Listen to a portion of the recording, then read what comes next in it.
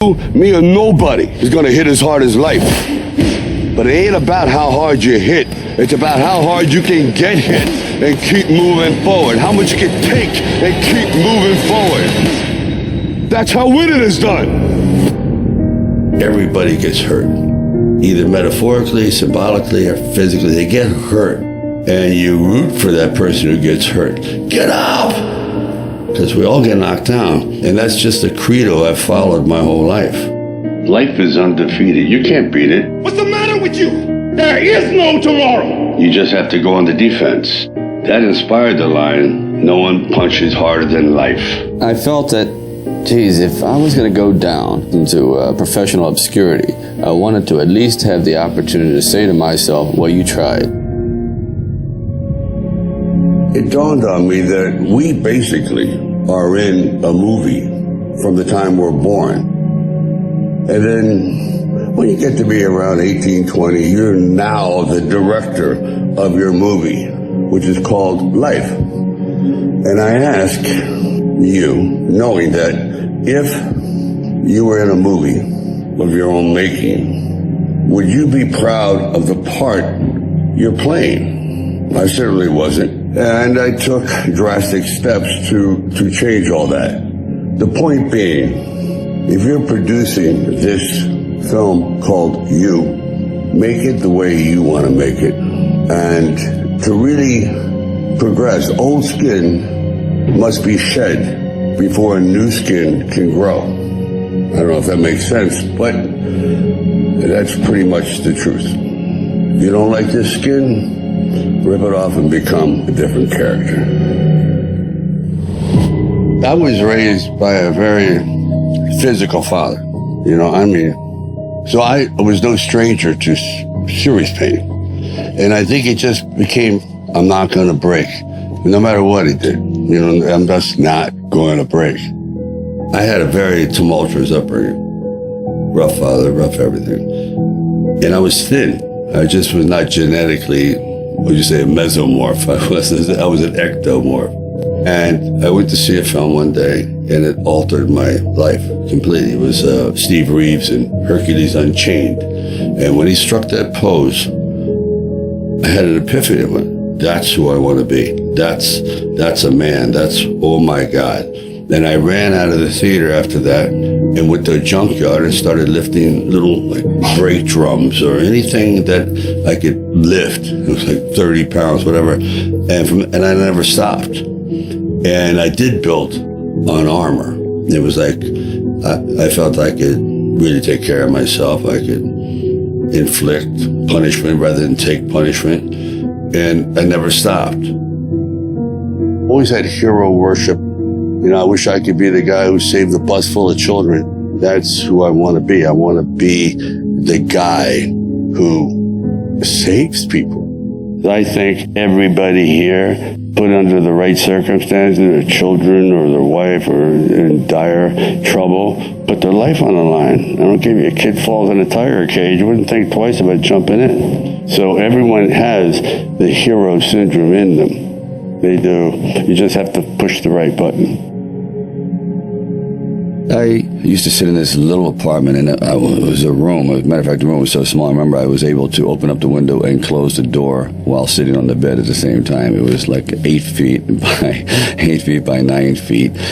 But the one thing about that room, there was really very little distraction. And he painted the windows black so he could write. I did paint them black because I don't know what time it didn't matter what time it was. Oh, it's time for breakfast. Right away, you derailed yourself. I'll have breakfast when I'm hungry. I don't need to know what time it is, that kind of thing. So I was trying to eliminate all the excuses because it's hard to write. So I would sit there propped up in bed, and I'd go out with my big pen and legal pad and just start writing these stories. And most of them were very, very trivial.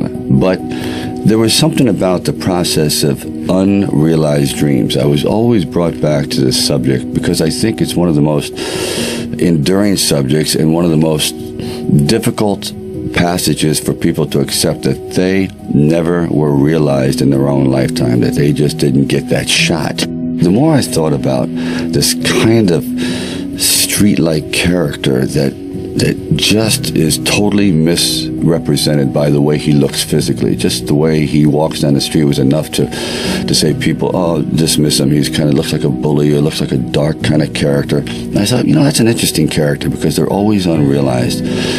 Well, that festered in my mind for quite a while, and then eventually I decided it was a time to come to California. So I went to California, and I moved in the Valley, and things weren't going very, very well there. As a matter of fact, I had to try to sell my dog because it was either do that or he just was not going to be very well fed around the house. I did sell my dog at a 7-Eleven. It was either that or eat him. And then one night, I went to see a Muhammad Ali fight. And what I saw was pretty extraordinary. I saw a man they called the Bayonne Bleeder who didn't have a chance at all against, the greatest fighting machine, supposedly, that ever lived. Brought his back, slips a punch to his left. Oh! A vicious shot to the rib from Muhammad Ali, and what a surprise! Chuck Wesner gets to the body. And for one brief moment, this supposed stumble bum turned out to be magnificent in the fact that he lasted and knocked the champion down. I said, boy, if this isn't a metaphor for life, his entire life crystallized at that moment. He will be remembered for all eternity, at least among the fight fans. He did something extraordinary. I said, now that is probably what I need as a catalyst for an idea. A man who's going to stand up to life and take one shot and maybe go the distance. It really don't matter if I lose this fight. It really don't matter if this guy opens my head either. So all I want to do is go the distance. So I started to write, and it was one of those writing frenzies. And 3 days later, I came up with the script of Rocky. At that time, I must admit, my life was definitely on the wane, at least professionally. I was emotionally, spiritually, physically bankrupt. We had about $106 in the bank. I had a landlord. She's a female landlord, but she was so big that when she came to collect the rent, like an entire shadow would cover the building. It's like a total eclipse.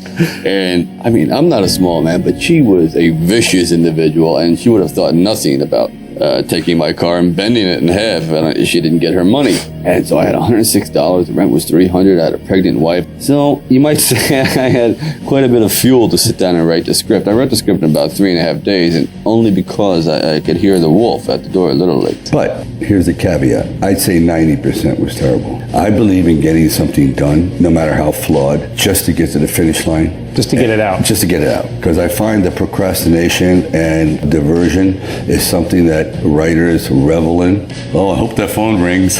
You know what I mean? Hope someone invites you to the beach. Or, let me see, what would I rather do? Play golf or sit at this desk continually reminding myself of how stupid I am because I can't come up with an idea. Yeah. So I feel for writers. Now, the script by no means was a finished piece of material. It was probably about 90 pages, and maybe 10% of it remained in the final script, but it was done. I was on a casting call.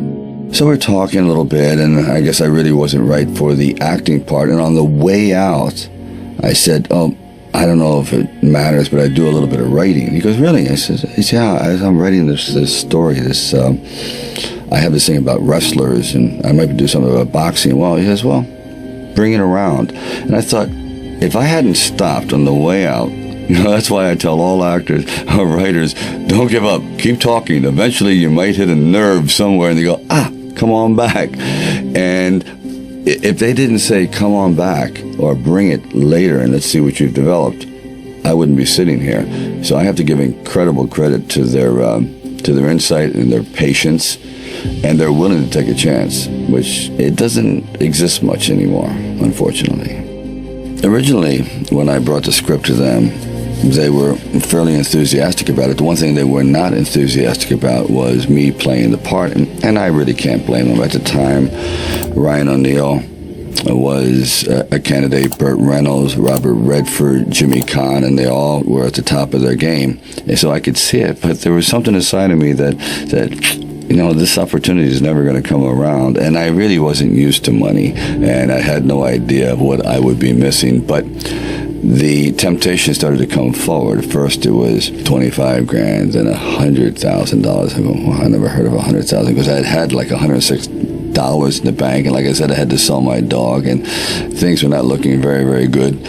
My $40 car had just blown up, so I was taking a bus to work, but still, it didn't matter. I wanted to stick with it. Then it went up to $150,000, $175,000, and it went up to $250,000, and it went up to $360,000. Now my head was starting to spin.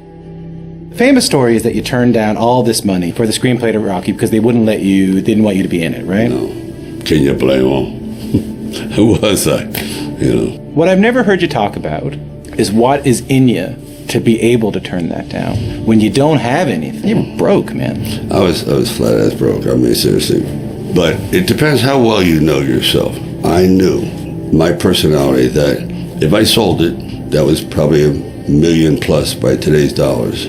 A millionaire. And someone else did it, and it was successful.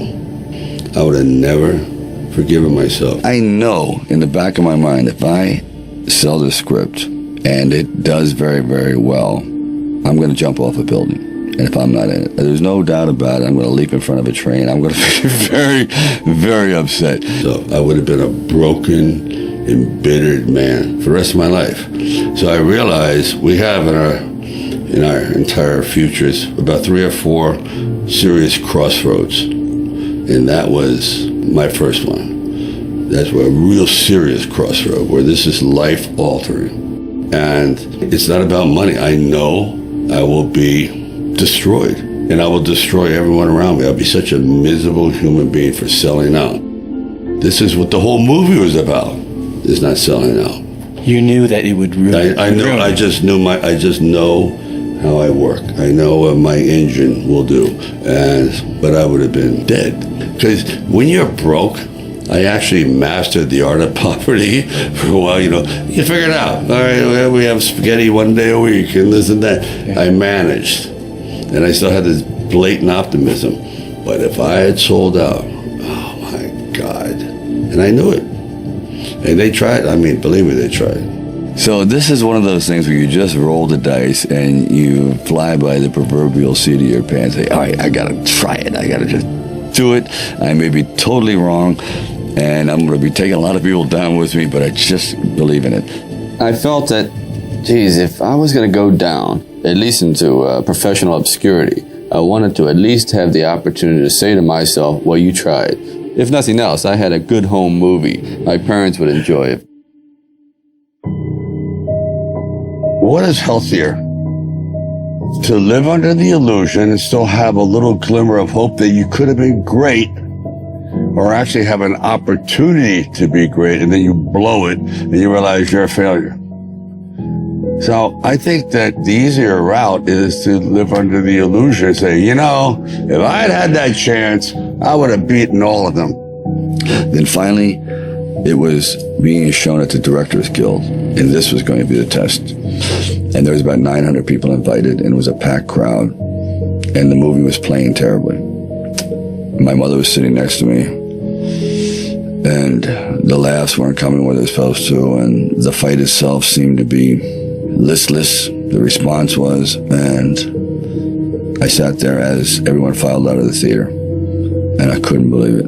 I said, Ma, I really blew it. It was all like, I don't know, it was nice while it lasted, but I guess when you get down and you show it to the big boys, they're just not buying it. Anyway, I sat there and literally there was no one left in the theater because I was humiliated and saddened by the whole thing. And even, I walked her out and I was walking down the steps and there's 3 flights down, first flight, second flight. And then by the time I turned for the 3rd flight, the entire audience was down there. There was 900 people waiting, and they started to applaud, and I mean truly applaud. And I said, how could you doubt me, Mom? I'm shocked. And it's like, I just completely came apart. And there'll never be a moment like that ever. I mean, I truly was over. I said, this is it. I'm just going to, go back home, take my dog, and go back into, trying to eke out a living. And they were all there. And they responded in a way. It's like, I don't know if that's the way they did things in Hollywood, but they saved it up, and I'll never get over that moment. I just looked at all these people, and they were applauding. and it's been all downhill since. At the very end of our lives, if we can still say, you know, we were never humbled, we were knocked down, but we got up, and I can say, I lived life with integrity, and I took all the blows, as the song says, and I still prevailed. I think that's a good epitaph for anyone.